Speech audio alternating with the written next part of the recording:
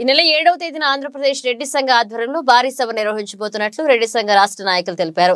అనంతపురం వేదికగా ఈ సభ ఉంటుందని రాష్ట్ర వ్యాప్తంగా ఉన్న రెడ్డి సోదరీమణులు పెద్ద ఎత్తున తరలి రావాలని విజ్ఞప్తి చేశారు. ఈ సందర్భంగా వారు మాట్లాడుతూ రాష్ట్రంలో 70 లక్షల మంది రెడ్లు ఉన్నారని, అనేక మంది ముఖ్యమంత్రులుగా చేసినా ఇంకా చాలా సమస్యలు ఉన్నాయన్నారు. వీటన్నిటిని పరిష్కరించుకునే దిశగా ఆంధ్రప్రదేశ్ రెడ్డి సంఘం పనిచేస్తుందని స్పష్టం చేశారు. మరోవైపు రాష్ట్రంలో ఎక్కడా లేని విధంగా అనంతపురంలో ఉయ్యాలవాడ నరసింహారెడ్డి కాంస విగ్రహాన్ని ఏర్పాటు చేయబోతున్నట్లు చెప్పారు.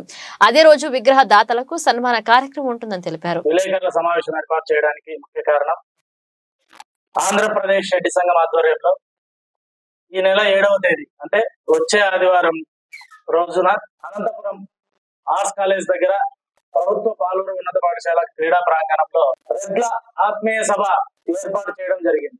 ఈ సభ ముఖ్య ఉద్దేశం వచ్చేసి రాష్ట్రంలో రెడ్ల జనాభా గ్రేటర్ రాయలసీమ కాపులను కలుపుకుంటే 70 లక్షల పైచులకే. మాకంటూ కొన్ని ఇబ్బందులు ఉన్నాయి తెలియజేసేందుకు ఈ ఆత్మీయ సభ ఏర్పాటు చేయడం ముఖ్య ఉద్దేశం.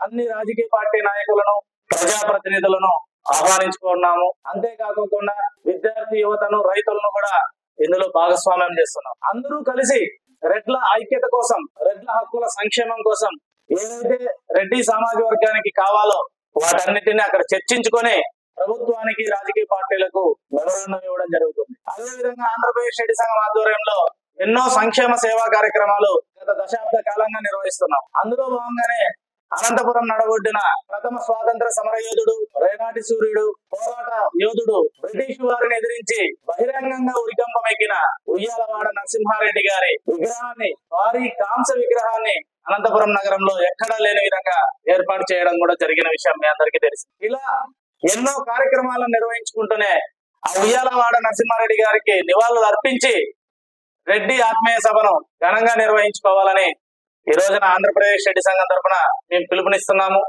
ప్రతి ఒక్కరూ కూడా రాజకీయాలకు అతీతంగా, హోదాలకు అతీతంగా, వర్గాలకు అతీతంగా ముందుకు వచ్చి ఈ రెడ్ల ఆత్మీయ సభను విజయవంతం చేయాలని మీ అందరినీ కూడా ఇదే వేదిక నుంచి ప్రతి రెడ్డిని మేము ఆహ్వానిస్తున్నాం. చాలా రోజుల నుంచి ఈ యొక్క విగ్రహాన్ని ఏర్పాటు చేయడానికి మన యొక్క రెడ్డి సోదరుల సహకారంతో ముందుకు వెళ్ళాము.